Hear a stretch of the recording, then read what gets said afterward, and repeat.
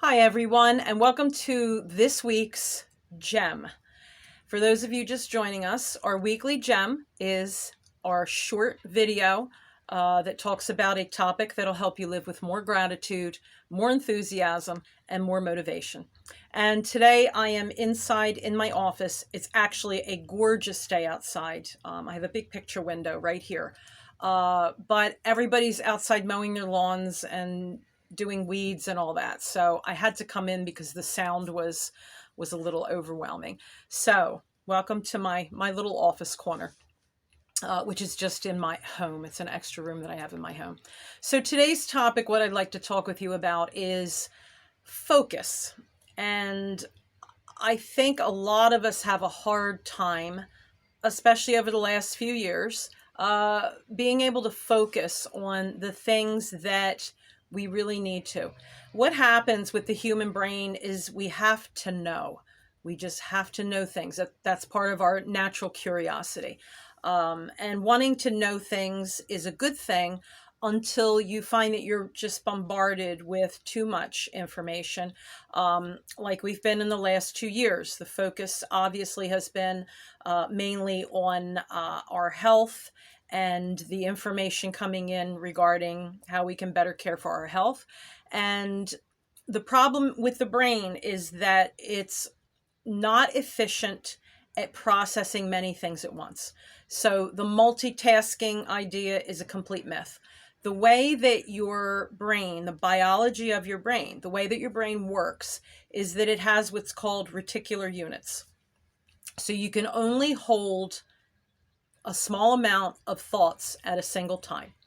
There's a reason why phone numbers are 7 numerals put together to make a phone number, because that's about the capacity of what we can remember on our own without a cheat sheet, so to speak. And now our cell phones, I mean, how many phone numbers do you actually remember out of your cell phone? I can remember phone number. I remember my first phone number when I was a child in the house that I had growing up. But I have a difficult time remembering my husband's cell phone number and my daughter's cell phone number. I have a hard time remembering my own cell phone number. But 7 numerals, 7 small facts is the capacity. Your brain has what's called reticular units, and it can only hold 7 specific and separate ideas at one time. When we say we're multitasking, what we're really doing is we're toggling back and forth very quickly between different tasks or different ideas or different thoughts. And this is a major cause of stress, is that we just keep piling on and piling on and piling on information or tasks or something we need to remember. Some of us keep our to-do lists in our heads and don't write it down. I personally hate writing it down because I don't like looking at a long, long list of things to do. I like the idea of completing something.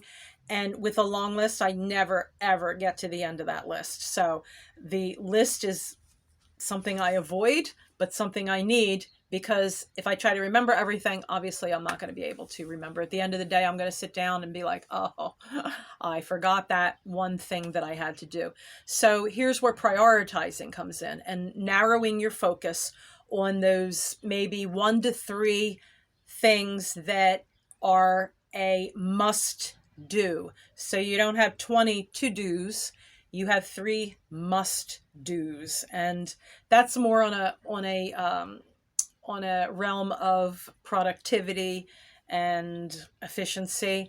But as far as our focus, we need to really start to rein ourselves in from just consuming content and consuming sensory input and consuming conversations and consuming and consuming and consuming. Because what winds up happening is this not only stresses your brain, because your brain cannot hold any more than 7 distinct facts or ideas at the same time, just like that phone number, but it also creates stress in the body.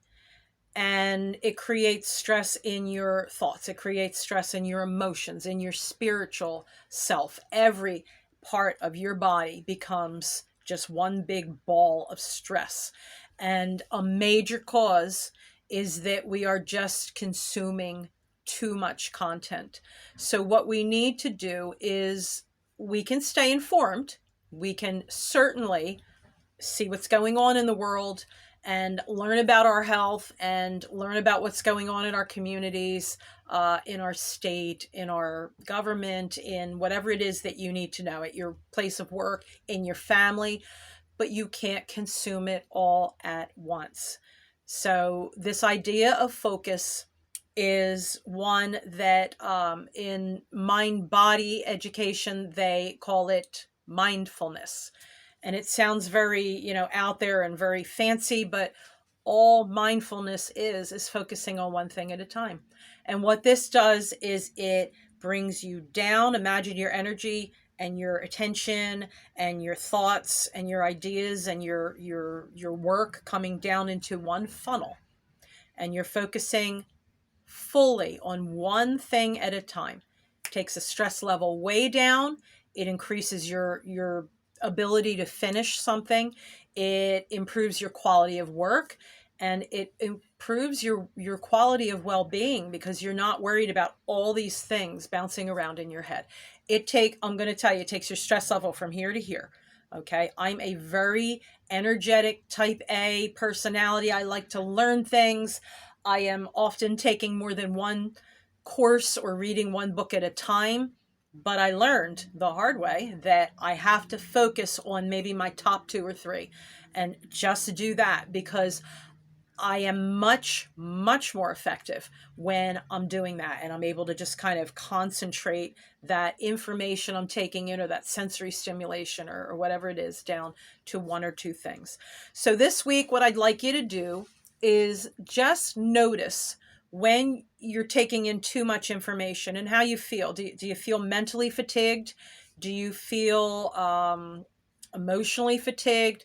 We're calling this compassion fatigued now, where we're just being bombarded so much that you just have a breaking point and you shut it off, and then you lose the ability to really care about those things that you should care about, which is yourself, your family, the people closest to you.